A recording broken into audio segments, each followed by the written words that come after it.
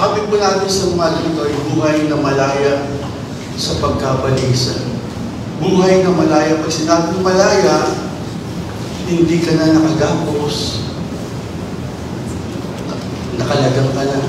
Hindi ka nakakaalipin sa rehas, kundi nakalabas ka na sa rehas ng pagkaalipin. Hindi ka na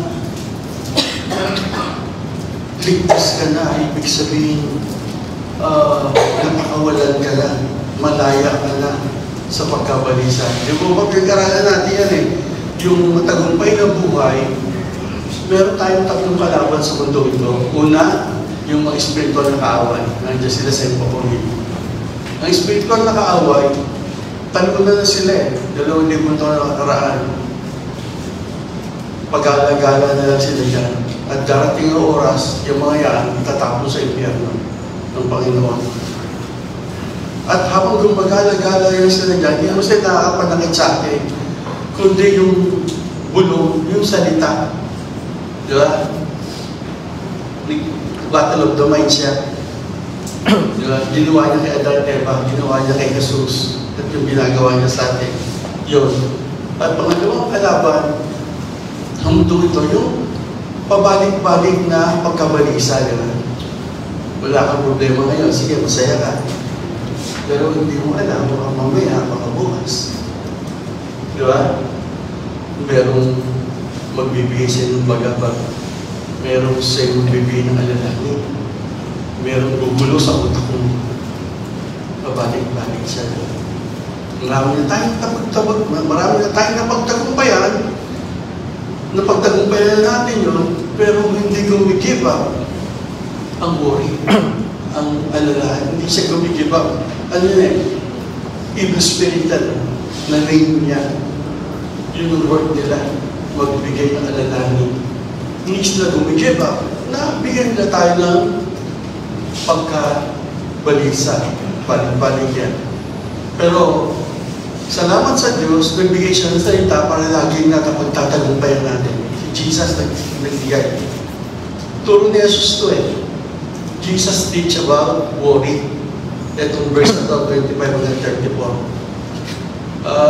Pag nakita niyo doon sa mga English version, andun Tapos, yung huli, yung pabalik-balik na tukso, di ba? Iba yung tukso, yung pabalik-balik na tukso. Yung tatlong tukso, last of the flesh, last of the eye, pride of life. Yung tatlong yun yung maraming tukso sa mundo ito. Sa mundo ito. Kaya, alam ng Panginoong Isus yan, yung mga karanasan natin ganyan. Kaya, pinaganda niya ito. Tinuturuan niya tayo kasi bakit? Kaya siya tuturo. Si Jesus, lamang ang makapagtuturo sa atin ng tama, ng daan, tamang daan. Kasi siya lang ang katotohanan, siya lang ang totoong magsalita na walang kasama kasinungalingan. Siya lang. Kaya kasi bakit? What? Ignorance is the strength of the devil. Ignorance is the strength of the devil. Because of lack of knowledge, people perish. Di ba? Kaya kailangan natin ng salita ng Panginoong Jesucristo. Panginoong Jesus. Kaya nga sabi ng iba, di ba? Yung mga gusto pong magkaroon ng kaalaman. Alam nila yung gifts ng iba. Marunong silang makinig. Di ba? Isa sa unvalued experience niya sa akin. Napakinggan ko.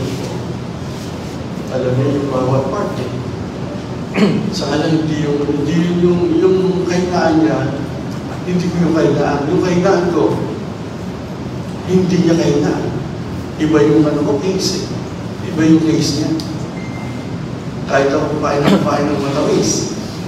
Di ba? Pero bagay na hindi ko dapat gawin na sa akin epekto. Kaya gano'n nakikita natin, gano'n ang buhay sa mundo. Ito isang teksto para magtagumpay tayo sa pagkabalisa. About worrying. Magtagumpay tayo sa pagkabalisa. Ito ay teksto para sa ating lahat. No? Sabi sa iyo, isang teksto pagkabalisa. Isang teksto Sino man ang mayroon nito ay makakaiwas siya sa puso para matakot. Ibig sabihin, pag meron ka dito 26 to 34, 25 to 34, makakaiwas ka para matakot. May iwasan mong takot. Pag meron ka nito, ito ang evaluating, di ba? Ano ba yung dati? Di ba? Ang pagkabalisa ay kalaban ng pananampalataya. Magkalaban ng worry at saka faith. Ang worry is faithless. Pag meron ka alalahanin, ibig sabihin wala kang pananampalataya. O maliit ang iyong pananampalataya. Yung ba? Balisa ka, o kung kabalisa sa ibig sabihin, monitoring mo yan. Hindi mo nahihina na pananampalataya ko Yan ang monitoring mo, di ba? Pag nag-aalala ka na, saan ang faith ko, nangyayin na. Kailangan, pumasok na ako sa kwarto ko. Lungkod na ako. Kailangan, magbasa na ako ng Bible. Diba? Nakuha niyo po? Monitor mo siya. Di ba si Bible, monitor ka kung magsabi. Alam mo sa father niya. Takbo na! Alam na, gagawin na. Takbo! Saan takbo yung trabaho niya sa tindahan? Alam na, paano bibilin.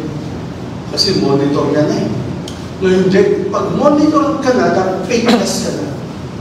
Maliit ang pananampalataya mo, takbo ka na sa kwarto. Matthew 6 din yun. Matthew 6 verse 8 yata nun, pumasok ka sa iyong silid. At manalangin kasi yung ama na hindi nakakakita.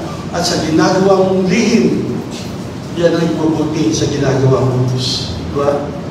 Sila ang mabuting gawin ng tao pag faithless na siya. Pasok sa kwarto. Diba ba? Lukod sa Diyos. Diba? Para ma-recharge siya. Saksak sa kuryente. Para ma-charge. Lumakas yung pananampalataya. Diba? Kasi, yun ang monitor niya. Worry. Diba? Think ba monitor niya? Ito ay isang teksto na madaling maunawaan. Kasi bakit? Ang pinag-uusapan dito, yung pagkain lang at pananamit.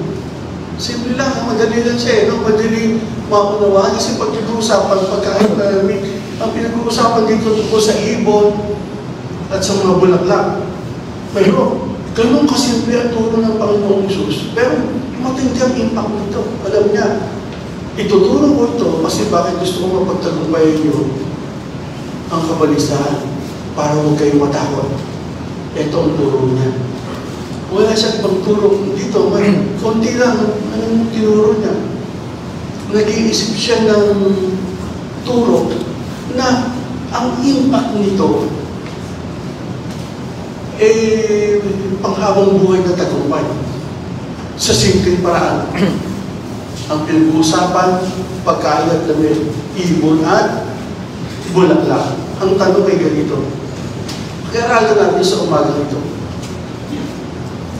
Mga hakbang para sa buhay na malaya sa pagkabalisa. Mga hakbang sa buhay na malaya sa pagkabalisa. Una, tumingin ka sa sarili mo. Pangalawa, tumingin ka sa itaas. Pangatlo, mabuhay ka lamang sa bawat araw o sa bawat oras.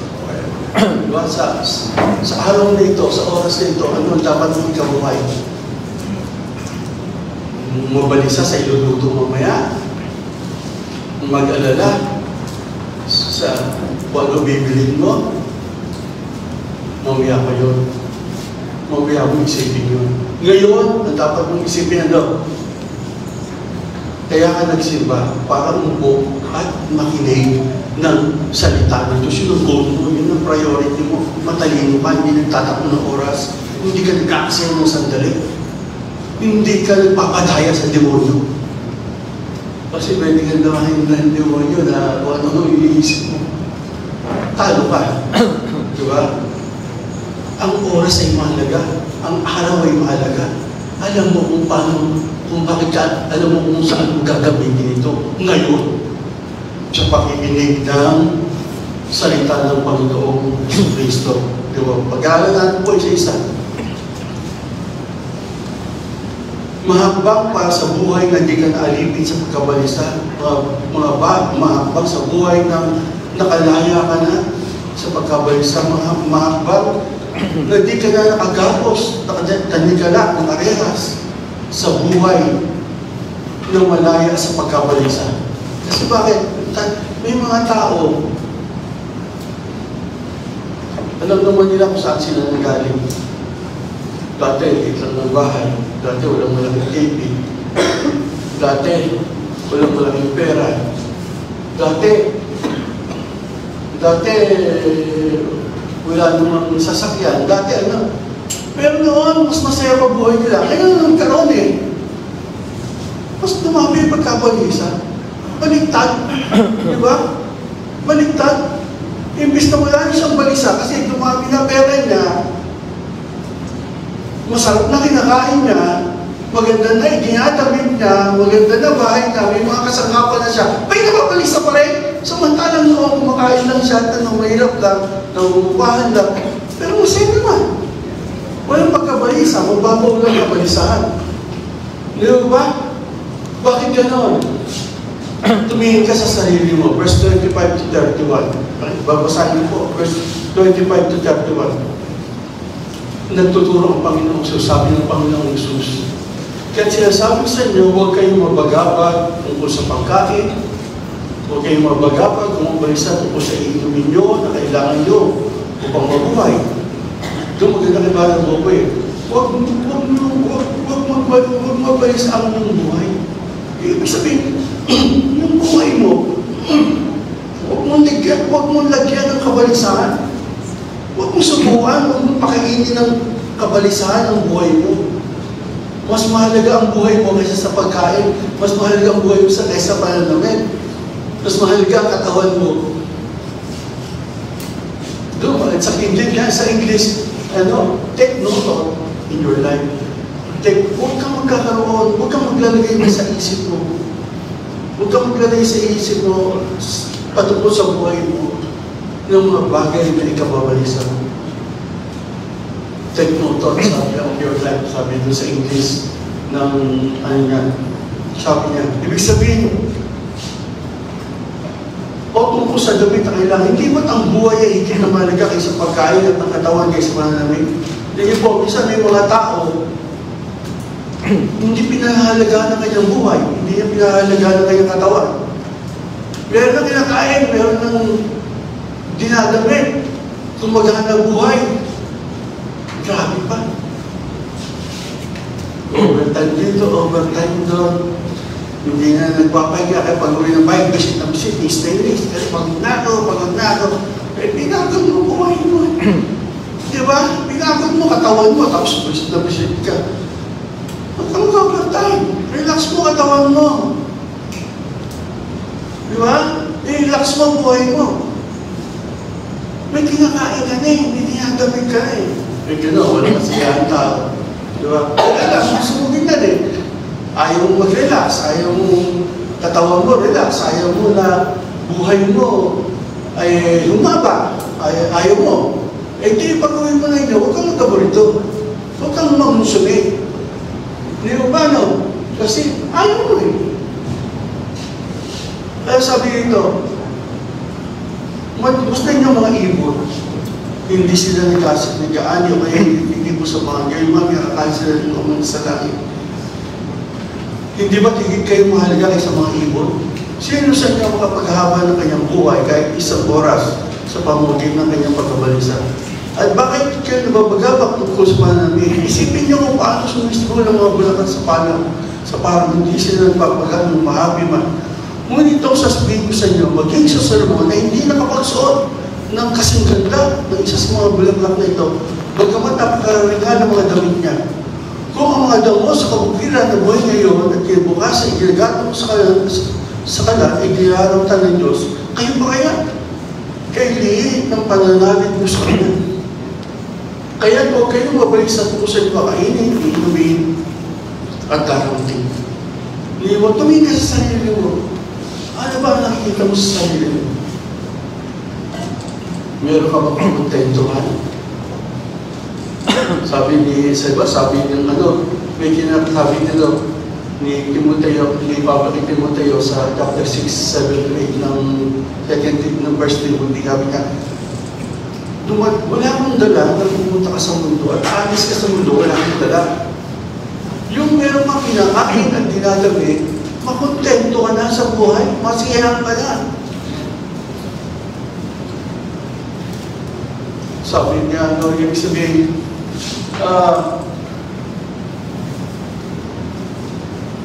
huwag kang mabalisa sa iyong buhay. Huwag yung buhay mo, huwag mo lagyan ng kabalisahan. Yun po sabi sa akin, tumigil sa pagkabalisa patungkol sa iyong buhay. Tumigil ka na sa pagkabalisa patungkol sa iyong buhay. Tigilan mo na yan kasi hindi makakabuti sa iyo. Di ba? Hindi nakakabuti. Mga karamihan, sabi ng mga doktor, kaya ang tao madaling mamatay, madaling magkakasakit dahil sa pag-aalam na pagkabalisa, stress. Di ba? Na-stress niya eh. Kaya yun. Nagkakasakit siya. Nilalagay niya ang kanyang buhay. Nilalagay niya ang kanyang katawan. Dahil stress. Dahil nag-aalala siya sa kanyang kakainin at iinumin. At dadamitin. Alisin ang pag-aalala dahil sa pang-araw-araw na gastos. Diba? Marami, nag-aalala yan. Hindi ka naman hindi mag-manage, diba? Ng pera sa panahon natin yan. Ang sweldo, hindi doon tumataas. Ng gano'n, tapos ang gastusin naman. Diba? Lumalaki, nagmamahal ang bilihin. Mahal ang bilihin yan eh. Talagang pamasahe lang. 13 pesos na eh. Di ba? 13 pesos na, pamasahe lang. Na gas, gasolina, gano'n. Sabi, alisin mo ang pag-aalala. Tumingin ka sa sarili mo sa mga araw para magkastusin. Meron bang hindi ibigay ang Diyos na pagkain at damit sa ating nakaraan? Sino dito sa nakaraang buhay niya, nagutom siya? Di ba? Yung nakaraang buhay niya, nangupapalan siya, wala pa siyang ganda trabaho, nagutom na siya. Pero ba? Paano nakaraos tayo? Di ba? Nakakaraos. Sino dito yung naglakad, nagpalimos? Sino dito naglakad ng hubad sa nakaraan ng buhay? Meron ba? Meron daw. Sabi ko, picture na ito. Meron yung sino ba yun? Yung hindi mo niya kagustuhan. Di ba? Yung binukod sa banda. Tapos nireview sa banda, tapos tumakbo. Gano'n, di ba? Pero, sino yung nagpalimos na rito? Wala pa naman, di ba? Di ba? Ibig sabihin, kahit pa paano nakaraos tayo sa buhay, gaano karaming beses ka na walang makain? Sino hindi kumain dito isang linggo? Kami pastor, nasa namin doon sa prayer mountain, hindi kumain tatlong araw. Sa prayer mountain ang kami. Kaya hindi kami kumain tatlong araw, fasting. Fasting. Pero nagpapalakas ka naman spiritual. Papalakas ka naman spiritual. Gano'ng maraming beses ka na walang maisukot. Diba?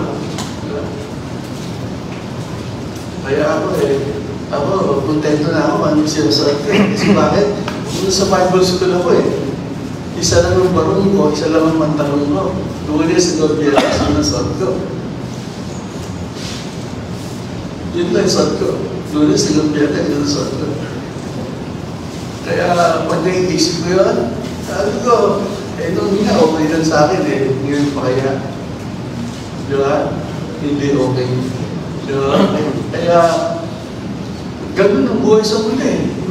Alam natin Di ba? Pero may mga tao, masarap na kinakain,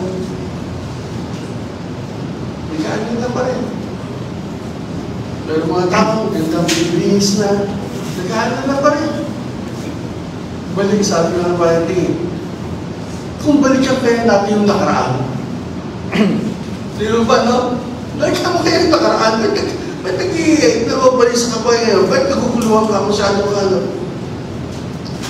Ano ba nakaraan mong buhay? Di ba? Mas hindi nga maganda kinakain mo nun eh. Hindi nga maganda sa puso mo nun eh. Pero okay lang sa'yo eh. Eh ngayon pa, sarap na kinakain mo. Sarap na, yung ganda na ng base mo. Hindi ka pa makontento. May kakontentohan ko ba tayo sa buhay? Amen? Salamat sa Diyos, no? Ang Diyos na gumagawa sa atin niya. Kasi ang tao, talagang mundong ito, tutuksin ka para maging makontento sa buhay. Pero pag marunong ka makontento sa buhay, nakakalaya ka sa alalahanin. Masaya tayo, hinaharap ang buhay sa araw-araw. Lagi nasasabi natin, this is the day that the Lord has made. And I will rejoice and be glad in it. Di ba? Di ba? Maganda kayo palagi. Ulit ko, maganda kayo palagi. Hindi ka wala sabihin mo sa inyo, maganda kayo palagi. Yung sinabi ni Pablo yan, nasaan siya? Nakakulong. Ilang araw na lang papatayin na. Pero kahit ilang araw na siya papatayin na, kahit siya nakakulong, masaya pa siya. Hindi niya hinahayaang nakawin ng demonyo ang kagalakan sa kanyang buhay. Kaya sabi niya, the joy of the Lord is my strength. Diba? Ang kagalakan, I can do all things through Christ who gives strength. Gagawa akong lahat ng bagay. Kahit nakakulong ako, kahit wala akong makain, kahit nagugutom ako, kahit ako na saan ako napupunta, nagagawa ko lahat ng bagay dahil kay Kristo na nagpapalakas sa akin. Natuwa mo na ang maging mababa, mataas, natuwa mo na ang magutom, sumagana, natuwa mo mahubad, magkaroon ng dami, pero lahat ng yan gagawa ko dahil kay Kristo na nagpapalakas sa akin. Salamat niya sa lahat ng magandang palagi, sa lahat ng oras. Rejoice in the Lord always. Pinakakain ng Diyos sa mga ibon. Hindi lang. Sino? Pinakakain ng Diyos sa mga ibon. Hindi nila alam mo magtanim at kumain. Pero makain. Hindi nila alam mo magapas at mag-ipon ng pagkain. Pero makain. Hindi nila alam yung mag-ipon. Hindi nila alam yung mag-save. Hindi nila alam yung mag-imbak. Hindi nila alam yung magapas, magtanim. Hindi nila alam. Pero kumakain sila. Dinadapitan ng Diyos ang mga bulaklak. Hindi sila marunong gumawa ng mga tagulog. Yung metals, no? Yung simula yung yung simula ng tikong na bulaklak, yung bubukak. Hindi sila marunong gumawa nun. Ginawa ng Diyos sila ay maganda bawat taon. Bawat taon maganda sila. Di ba? May lang ang buhay nila. Pero nakakaranas sila ng ganda ng buhay. Kahit may lang ang buhay nila.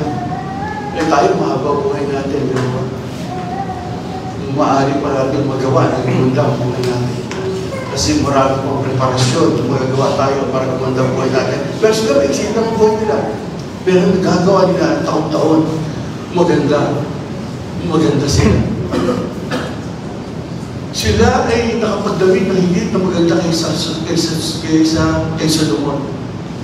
Yung ano kasi Solomon, wala nang panahon magdawit pa ng maganda. Kasi kahit hindi naman siya magporma, delikado pa ka pag nagporma siya, 1,000 yun eh. Di ba? Pumorma si Solomon. Sige, bilis niya yung pinakamaganda niyang damit. Pumorma siya. Eh, hindi, nag-away-away yun. 1,000 yun. 1,000 sa away niya eh. Kaya ginagawa niya, para huwag kang magawa yan. Siguro, ang mga damit ko, damit na lang. Ako naman eh, pag gusto ko sila, tatawagin ko lang. Pari ako. O, di ba, pari ako.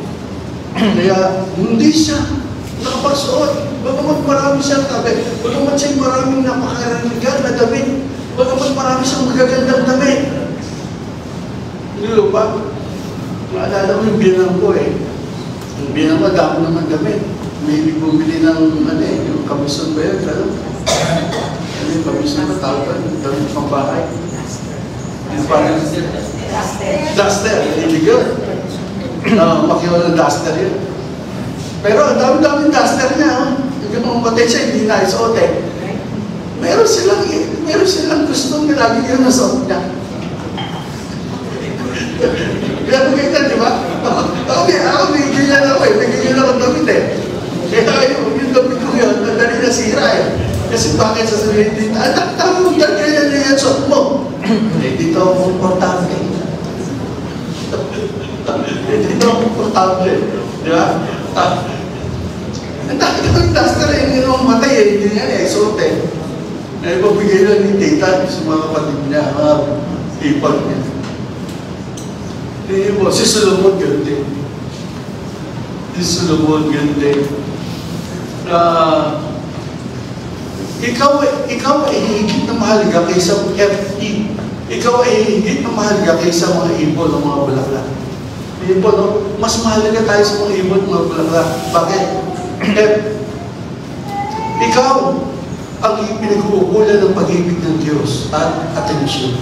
Tayo ang pinag-uukulan ng Diyos ng pag-ibig niya at atensyon. Nakapukol ang tingin ng Diyos sa atin. Tingnan po, Proverbs chapter 5, verse 21. Pakibasa po, Kawikaan.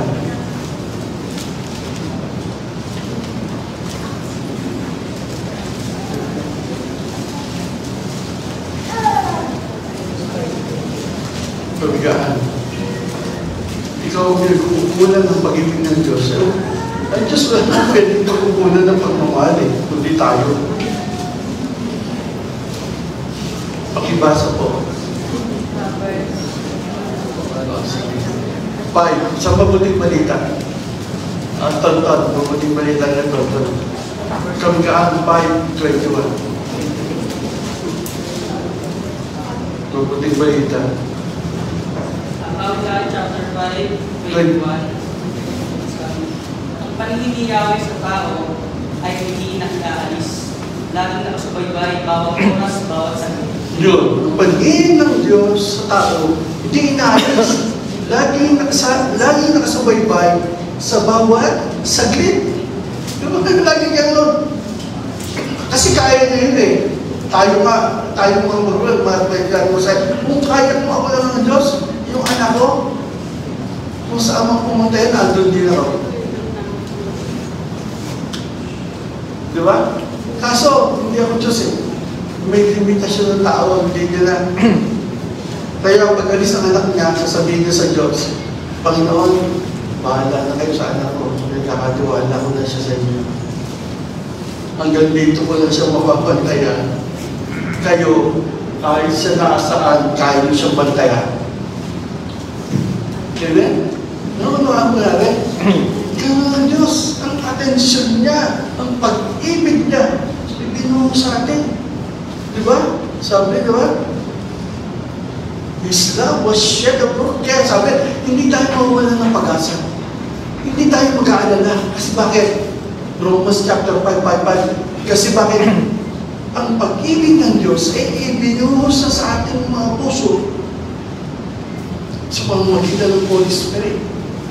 Kaya wala tayong dapat ipag-alala. Wala tayong dapat ipangamba. Wala tayong dapat, diba? O isang anak mo, alala ka ng alala. Mamaya nakita mo umuwi. O sinayang mo lang, yung pag-aalala mo, wala ka na nagawa, ako yung mag-alala.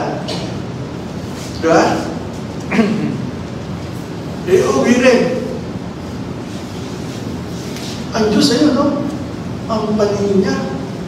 Yung sa atin, bawat saglit, bawat oras, lagi siya nakasubaybay sa atin. Sinusubaybay niya tayo lagi.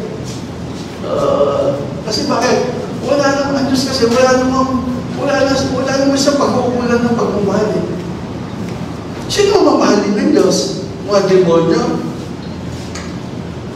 Mga anghel sa langit? Hindi sila.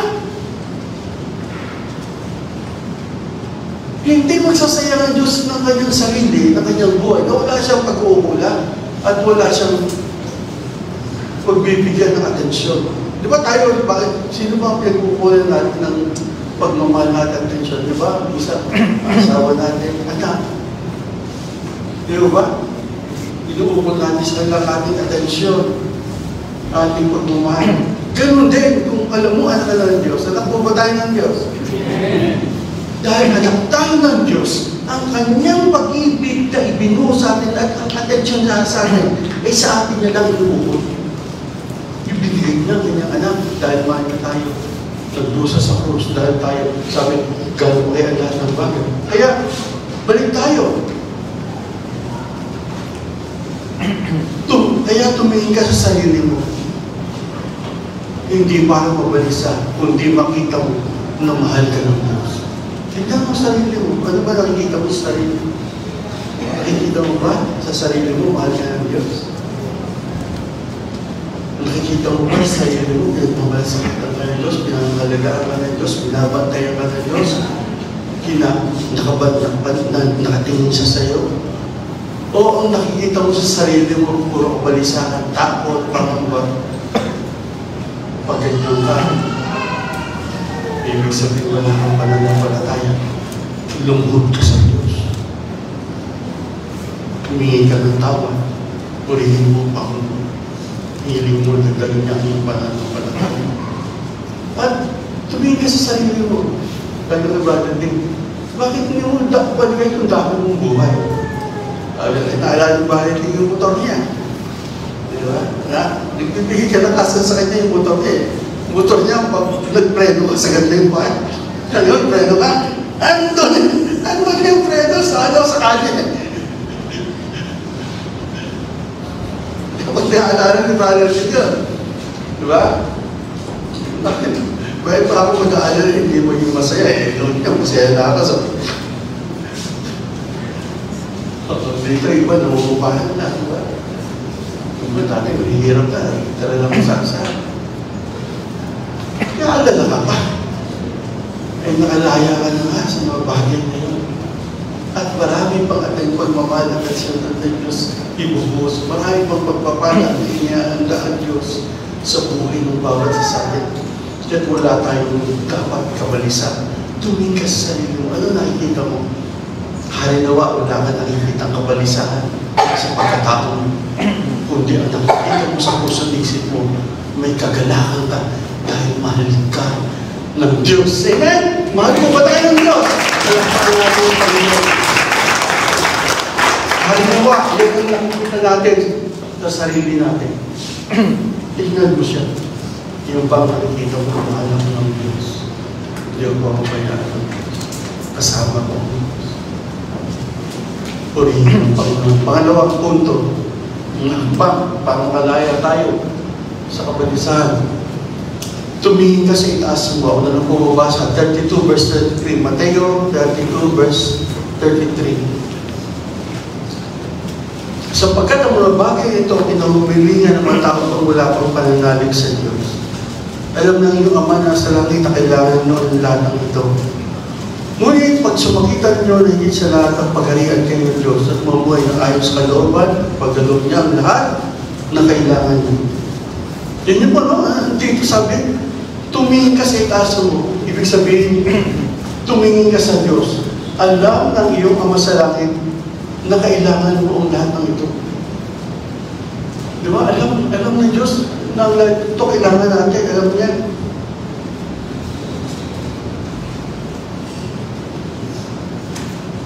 Anong kaaliwan ng masalitang ito? Nakakatuwa, di ba? Alam ng tatay ko sa langit, kailangan mo ito. Ngayon, alam ng tatay natin sa langit, ano kailangan natin. Pero, kung kailan ibibigay, wala ka na doon. Di ba? Wala ka na doon. Siya ang magdedesisyon nun, hindi ikaw. Ang mahalaga, habang hindi binibigay sa iyo ng Diyos, kailangan mo, nagtatapat ka sa Kanya, nagpupuri ka sa Kanya, sumasamba ka sa Kanya. Hindi ka after sa kailangan mo, hindi ka after sa ibibigay niya sa iyo. Kahit hindi mo maibigyan, magbibigay ako ng pagsamba sa iyo, magbibigay ako ng katapatan ng paglilingkod sa iyo, magbibigay ako ng papuri sa iyo, magbibigay ako ng pasasalamat sa iyo, magsisimba ako, magbabasa ako ng Biblia, mananalangin ako kahit hindi mo ako bigyan. Kahit alam mo kailangan mo. May ganyan ba tayong kaisipan? Diba? Pag ganyan ang kaisipan isang Kristiyano, Kahit anong mangyari sa kanya, hindi siya apektado ng kabalisahan. Kasi bakit? Alam niya, may takdang oras ang Diyos kung kailan ibibigay. Di ba? May takdang oras. Hintayin mo yung takdang oras. Ibibigay ng Diyos yun. Pero habang ibibigay, magtatapat ka sa Panginoon. Amen? Eh, mga tao hindi. Humingi sa Diyos, ibibigay ng Diyos. Bakit Diyos na rin, mahal mo ko, pero bakit ganito buhay ko? Bakit ganito, wala kang ganito, wala kang ganito? Huwag mong tanungin ng Diyos, tanungin mo sarili mo, bakit ka nawalan yan? Ang ginawa mo? Tinuturoan ka ng Diyos para sa susunod, hindi na maulit yan. Di ba? Ngayon, habang dumadaan ka dyan, hamunin mo ang Diyos, pag-deliver mo tayo, hindi ako apektado dito, kahit hindi mo ako bigyan, kahit wala ako dito, wala ako nga, mahalaga, pupurihin kita, mahalaga, sasabihin kita, mahalaga, pasasalamatan kita, mahalaga, maglilingkod ako sa iyo, mahalaga, sisimba ako, mahalaga, magbabasa ako ng Bible, mahalaga, magdadasal ako, kahit wala niyan, yung mga bagay, nakita, na kailangan ko na nakikita mo. Pag gano'n, nagmamadali ang Diyos, ibibigay ko ito nga. Di ba? Kawawa naman ito. Di ba? Di ba? Ibibigay ko na nga, kawawa naman ito. Hindi yung nagmatigas ka pa sa Diyos. Hindi ang pagsisilip pa. Tapos nag-meditation ka pa. Kasi pinapatay mo sarili mo. Lalo, di ba? Laban! Tatag, tibay. Diba? Diba? Ito, pitado yan. Diba? Kaya ang buhay mo, pride ka pa. Yabang ka pa. Matigas ka pa. Kaya ang buhay mo. Pag ganyan ang buhay ng isang tao, kailangan lumuluhod na yan, umiiyak na yan sa Diyos. Nagmamakaawa na yan sa Diyos. Kaya kung nakakarayan sa hindi mo ganda, ganun ginagawa ko. Umiiyak ako sa Diyos, umiiyak ako ng habag sa Diyos, at tawa sa Diyos. Nakaluhod ako nun. Pinapakita ko sa Diyos, kailangan ko ang awa mo. Kailangan ko ang habag mo. Kailangan ko ang tulong mo. So, papatuloy ako sa Panginoon. Amen? Kasi nakikita ng Diyos yun eh. Sinasanay lang kita, sinusubok lang kita, ang dali mo namang bumigay. Wala kang timay. Dapat ispatan ka. Purihin ng Panginoon. Salamat sa Diyos, no? Wala tayong tatanggapin na sorpresa. Wala tayong tatanggapin na sorpresa. Mayroong isang babae na widow siya. Widow. Ang ginawa niya, may anak siya 6. May anak siya 6. Widow siya. Nagkampong pa siya ng 12. Nagkampon. Di okay lang. Sa kabila ng ganung buhay niya, charming pa rin siya. Maganda pa rin siya. Hindi siya maganda pa rin ang pulse niya. Akit-akit pa rin. Maganda pa rin ang tindig niya. May 6 na anak ha, widow. 12. Inampong pa. Sabi ng reporter na pumpaya dyan sa James dyan, bakit kanya ng pulse mo? Ang dami kasi bakit? Why? Ang problema ko, ang alalahanin ko, ibinigay ko na sa Diyos, kaya wala na akong alalahanin sa buhay. Kasi ang buhay ko, hindi naman naginawa para magkaroon ng alalahanin. Siya ang nag-aalala sa akin. Kaya nga ako binigyan ng buhay para problemahin na ako. Mag-alala siya sa akin. Kaya ang Diyos ang nag-aalala sa akin, ako hindi. Simula noon, ang Diyos na ang nag-aalala sa akin, wala na akong alalahanin. Kaya ang Diyos, nag-aalala siya. Sa paano ko ba ito pakakainin? 18 na. Paano ko ba ito susuotan? Ang Diyos ang problema. Ang Diyos na nag-aalala. Kaya nga, di ba, lagi ko siya sabi sa inyo, hindi ko naman gusto maging tao eh. Hindi naman may gusto maging tao ko. Hindi siya. O, di siya problemahin niya ako. Di ba? Tulungan niya ako. Siya may problema, siya gumawa. Kaya, alam natin na na meron tayong Ama na nasa langit na nagmamahal sa atin. Kung ikaw ay nababalisa, no? Ang Diyos ay mayroong ginagawa. Pag nababalisa tayo, ang Diyos may ginagawa. Di ba? May ginagawa ang Diyos. Sabi, He who began a good work in you, He who began a good work in you, is faithful to complete it. He'll be faithful to complete it. You started the work. He'll be faithful to complete it in you. Habang namumblema tayo, ang Diyos namumblema sa problema natin. Meron siyang ginagawa sa buhay ng bawat sa atin. Ang Diyos ay may kamalayan at aktibo. Sabi sa aming 1:1, hindi siya natutulog. Hindi siya natutulog. Tapos yung mata niya lagi na sa atin. Di ba? Sinusubaybay na tayo bawat oras, bawat saglit. Malay siya. Alam niya ang nangyayari sa buhay natin. Huwag kang kumilos ng katulad ng walang pananampalataya. Huwag kang kumilos ng katulad ng walang pananampalataya. Kasi bakit? According to your faith, you'll be done unto you. Pag kumilos ka ng wala kang pananampalataya, wala may bibigay ito sa'yo. Sabagat ng Diyos, nagbibigay ayon sa pananampalataya mo, magyayari sa'yo. Pag binasa mo yung Biblia, lahat ng binigyan ng Diyos, ang sabi ng Diyos, dahil may faith ka, sa'yo yan. Magyayari sa'yo. Ibig sabihin, huwag natin naalisin yung pananampalataya. Kung naibigay niya kaya ng anak ng Zeus, gano'n pa kaya lahat na yung bagay hindi niya maibigay sa atin. Ang pagkabalisa ay sumisira ng ating patotoo. Diba? Sabihin ng ibang tao sa iyo, kapatid, parang ko malakas ang faith mo, kung nakapasakin dito. Diba? Kung nakapasakin, nagsimba rito. Sumisira sa iyo, sumisira ng iyong patotoo. Tumating ako rito na andito ka na eh. Ba't kanya ka pa rin? Imbis na maging kalakasan kita. O, diba? Sumisira ng patotoo. Tapos sabi ito, kailangan ng iba na makita ang ating pananampalataya.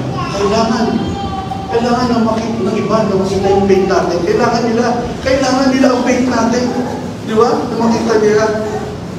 So siya haba ko, kahit hindi mo ang igos, hindi mo ang pananil, mananalig pa rin ako sa iyo. Si Job, di ba? Siya ang nagbigay, siya kumuha. Purihin ng Diyos. Yung faith, inaalagaan nila. Yung pananampalataya, hindi nila hinahayaan na kami ng away dahil lamang sa mga bagay ng mundo. Hindi, humihina ang kanilang pananampalataya dahil alam nila may ginagawa ang Diyos. Ang dakilang pananampalataya at pagbibigay din ng ako. Anong pangako ng Diyos? Unahin mo kung hanapin at ang aking katwiran. Verse 33. At ang lahat ng bagay ay bibigay sa iyo. Ibig sabihin, bago mo hanapin ang trabaho, bago mo hanapin ang pagkain, bago mo hanapin ang damit, bago mo hanapin ang eskwelahan, bago mo hanapin ang kung sino-sino ang gusto mo hanapin sa mundo, hanapin mo muna ang Diyos. Siya ang magbibigay, siya ang magdadagdag ng lahat ng bagay sa atin, karunungan, kaalaman, katalikuhan, lakas, lahat. Siya ang magdadagdag nun. Ang gawin lang ng tao. Kasi minsan ang tao, ang inauna, trabaho. Ano kakainin? O, dadagdag din. Yan yung inauna niya. Nakakalimutan na ang Diyos. Diba, magaling na. Nagmamahusay na. Diba? Unahin mo muna ang Diyos. Bago mo unahin, kahit anong gagawin mo sa mundo ito, unahin mo muna ang Diyos. Inuna mo ang Diyos, sinambunin mo, gagawin mo. Mamaya, pupuntahan ko ito. Gusto, pakikipuntatag ko kami ng tao na, makasumpo ako ng favor sa Kanya. Panginoon. Unahin mo muna ang Diyos, sambunin mo sa Kanya kung ano nangyayari sa buhay mo, ang mga gagawin mo sa buhay mo. Kaya idaragdag niya lahat ng bagay niya sa'yo. Ibig sabihin, we live by faith, not by sight. Diba? Pumuhay tayo sa pananampalataya, hindi sa ating nakikita. Yung mga nakikita natin hindi maganda, pero tandaan natin, tumingin ka sa itaas mo. Meron ang Ama na nasa langit na nagmamahal sa iyo. Mahal tayo ng ating Ama na nasa langit. Amen? Kaya wala tayong dapat alalahanin sa mundong ito. Makalaya tayo dyan. Isa yan sa away natin. Bakit? Alam natin kaya ano ang dapat natin gawin? Unahin natin ang ating Ama. Di ba?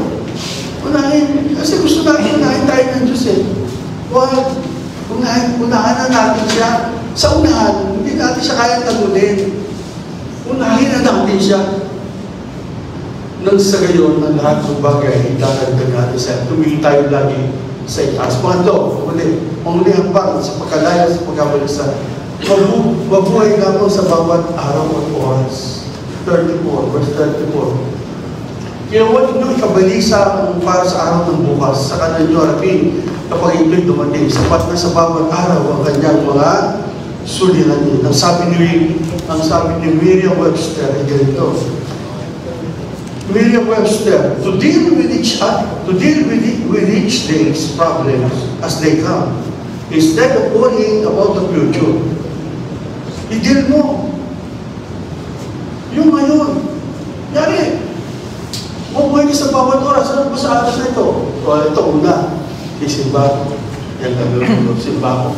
Sisiputan. Itong gagawin ko sa araw na ito. Itong problema ko. Narating ko simbahan. Pagtagumpay ng problema na makasimba ko.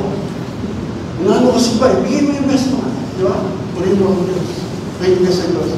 Pagkatapos na purin mo ang Diyos, ano naman ang Diyos, pag uwi mo, may gagawin ka. O, anong gagawin mo? Gawin mo na. Yung bawat oras, bawat araw, yung bukas, ano na yan? Bukas pa yan. Bukas pa yan. Each day's problem as they come. Gawin mo. Para daw, sabi ni Miles Monroe, will become a solution, not a problem. Ibig sabihin, yung problem, opportunity yan para mag-bless natin. Maganda may problema. Kasi pag wala kang problema, wala kang isusolve.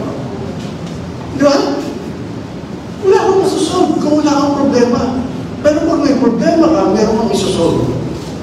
Pag nasolve mo siya, tuwa ka na nalunas ka pa. Tagumpay. Mamaya may problema naman. Isosolve na naman kita, harapin kita. Para nag-grow. Di ba? Nag-grow. Opportunity to be blessed. Problem. Ang problema, blessing. Kasi kung wala kang problema, wala kang lulutasin. Wala kang gagawin. Di ba? Kaya ang problema, hindi yan curse. Blessing siya. Blessing siya. Pag may problema, natututo ka ng pasensya. Natututo ka ng manawa. Natututo ka. Kasi nakikita mo, guguluhan ka eh. Kaya hindi ka natututo. Di ba? Naapektuhan ka sa mga pagkatao mo. Di ba? Hindi. Pag-problema to. Ibig sa mga pagkatao ko maging blessing to sa akin, tumito ako. Gumanda ang kalooban ko. Gumanda ang isip ko. Amen? Nakuha niyo ba? Nakuha ako natin salamat sa Diyos. Purihin ng Panginoon. Purihin ng Panginoon. Tumigil sa pagiging balisa patungkol sa kinabukasan. Tumigil na tayo. Bukas pa yan. Ang pagkabalisa hindi makapagbibigay ng kalakasan para sa kinabukasan. Hindi makapagbibigay. Ang pagkabalisa ay nagpapahina ng kalooban natin. Yung sino yung balisa ito, matatag pa rin siya. Yung kalooban niya masaya. Diba? Mahirap. May talaga ng balisa. Kalooban mo, apektado. Mabigat ang kalooban mo. Pag may kabalisahan ka. At ang pagkabalisa ay uubusin lang ang lakas mo sa kasalukuyan. Wala kang magawa. Mukha ka nung bigisip mo dahil tumayo ka na, bumilos ka. O, di ba? Pag ang tao, balisa, nato, kung sa kwarto, wala na nagawa. Natatabo na ang problema. Natatabo na ang ginagawa. Sapin-sapin na ginagawa, wala na-accomplish. Hindi productive. Kasi bakit? Bakit hindi siya productive? Meron siyang alalahanin. May bumabagabag sa kanya na nagpapagulo ng isip niya. Kaya, sayang ng oras. Sayang ng araw. Pag tinignan niya, things to do list niya, Wala akong nagawa. Kasi bakit? Wala akong ginawa kundi mag-alala. Wala akong ginawa kundi magbalisa. Wala akong ginawa kundi magmukmuk sa isang sulok. Yung mga things to do list ko, mga plano ko sa buhay, hindi ko na nagawa. Sapin-sapin na bukas. Naghabol na ako.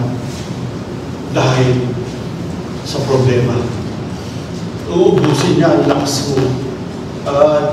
Ang kinabukasan ay maaaring maging mahirap. Minsan, kaya nagiging mahirap ang kinabukasan natin. Yun nga, natabunan. Ang patong-patong. O, nahihirapan siya lalo. Wala na tapos eh.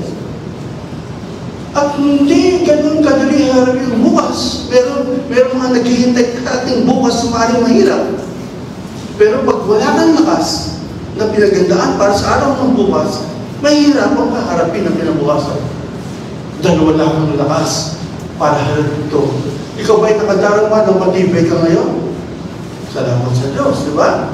Matibay ka ngayon. Sino mo matibay kayo sa atin? Salamat sa Diyos, di ba? Natin na kita. Salamat sa Diyos. Pero huwag kang magkampante.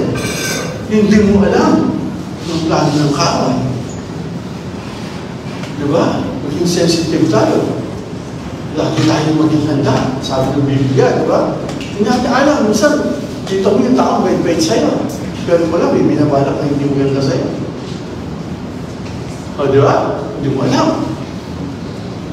Hindi natin alam. Di ba? Kailangan lagi tayo maging handa. O anong hindi natin alam, bukas. At panghuli, ang Diyos ay magiging tuon din sa kinabukasan. Kung ngayon kasama natin ang Diyos at may ginagawa siya sa buhay natin, bukas kasama rin natin ang Diyos, may gagawin din siya sa atin bukas. Iba yung gagawin ng Diyos ngayon, iba yung gagawin ng Diyos bukas sa buhay natin.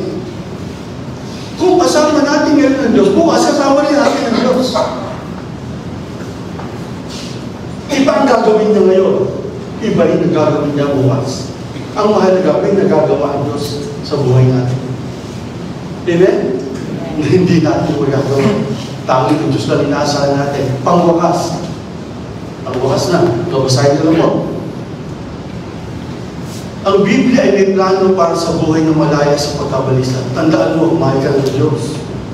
Ang clue sa katibayan ng pagmamahal niya sa atin. Mahal ka ng Diyos. Alalahanin, bukas mo harapin nun. Diba, minsan may mga ganun tao bukas pa yan, ginagawa mo na ngayon. Tapos yung ngayon, hindi mo nagagawa. Ano ba talaga priority mo na dapat gawin? Di mo ba? Kaya nabibigatan. Palitan ang pagkabalisa ng positibong kaisipan ng pagpupuli. Palitan mo ang pagkabalisa ng positibong kaisipan ng pagpupuli. Meron tayong kapatid, no? Sabi niya, dami ang problema. Pero ayaw na yung positibo na lang ako. Pinupuri ka na lang ito. Meron nga, sa akin, kinuwento ko sa iyo, diba? Yung tricycle driver, binuod niya ako tayo hindi pwede magpag-away. Pero imbis na maapektuhan ako, hindi. Pinuri ko ang Diyos, nasalamatan ko ang Diyos. Yung pala, kailangan may magbuli sa akin para magpuwi yung magandang pasayero. Yung masama, sa ikabubuti yun, hindi sa ikasasama. Narinig kumuha sa yung masama, hindi sa ikasasama mo yan. Yan ay sa ikabubuti mo. Kasi bakit? May kasunod yan na mabuting mangyayari sa buhay mo. Kaya sabi ng Biblia, sa lahat ng bagay, magpasalamat tayo sa Diyos. Imbis na masaktan ako, tinanan ako, nagpuri ako sa Diyos. Panginoon, magiging ka salamat sa Diyos. Pero hindi madali. Dapat! Panginoon, Panginoon, salamat sa Diyos. Laban Diyos, dapat!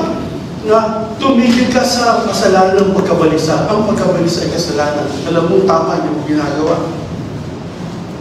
Tama ba ang mabalisa? Sabihin mo, tao lang tayo. Totoo yun. Pero, huwag mo yan tumagal. Kasi tatagal na yung magiging makasalanan ka. Di ba? Tumingin ka kagad ng tawag sa Diyos. Panginoon, matawarin mo kung hindi mo dapat iniisip ito. Kagad-kagad, mabilis. Hindi mo dapat iniisip ito, Panginoon, matawarin mo. Hindi mo dapat sinasabi ito. Patawarin mo. Kagad-kagad, mabilis. Ang tuling. Pagtiwalaan mo ang Diyos para may padama niya ang kanyang pag-ibig sa iyo. To receive, para tumagat tayo ng kapangyarihan ng Diyos. You must depend on God and trust in Him. Dalawang bagay lang sa buhay para hindi tayo pa na mahirapan. Kailangan lagi lang tayo umasa sa Diyos. Huwag kang umasa sa pinag-aralan mo. Huwag kang umasa sa lakas mo. Huwag kang umasa sa pera mo. Huwag kang umasa sa yaman mo. Hindi yan ang inaasahan natin. Kung meron man tayo dyan, salamat, binigay na ito sa atin yan. Pero yung nagbigay ang dapat nating asahan. Sumpain ng tao na umaasa sa kapwa-tao. Sumpain ng tao na umaasa sa mga bagay ng mundong ito. Diba? Ang inaasahan natin ang Diyos na nagbigay. At patuloy tayong umaasa sa Diyos dahil bibigyan pa tayo at bibigyan ng Diyos. At kaya tayo habang nabubuhay pa tayo sa mundo ito, may kulang pa sa atin. Malimit ang kulang sa atin, ugali. Kasi yung mga pagkain, tulugan, madali yan. Madali ka makampante dyan eh. Pero yung karakter, yung development ng karakter, yung pagbabago, dyan tayo struggle. Kailangan tayo umasa sa Diyos para mabago tayo. Kailangan natin magtiwala sa Panginoon. Gagawin niya tayo, papagawin niya tayo. Kasi nagbibigay ng kabalisan sa buhay natin. Kaya sa umaga ito mga kapatid, mabuhay tayo, malaya sa pagkabalisan. Tumingin ka sa sarili mo. Nakikita ko sa sarili ng kapatid. Tignan mo yung dati mong buhay. Kumpara mo ngayon, mabalik na. Hindi nga dapat mabalisa. Di ba? Pinalaya na ba tayo sa pagkabalisa sa mga pangailangan natin? Tumingin ka sa Diyos sa itaas. At mamuhay ka lamang sa bawat oras at sa bawat araw. Salamat sa Panginoon, bigyan na tayo ng buhay at iutulungan na tayo maging malaya sa buhay na pagkabalisa sa mundo. Pabalik-balik siya, pero hindi siya tatagal. Mapagtatagumpayan natin siya. Dahil, pag alam mo, may kinakain kayo, gagawin. Pag alam mo, may iniinom ka naman, noon nga, ganun ng buhay mo eh, wala, okay lang sa'yo. Eh ngayon, nagadagan na ng buhay mo, yung nababalisa ka pa, di ba? Tingin ko, hindi naman. Dahil ang walang anak ng Diyos ay nilikha para magtagumpay sa mundo. Amen? At mamuhay tayo na malaya sa pagkabalisa. Palakpakan natin sa Panginoon.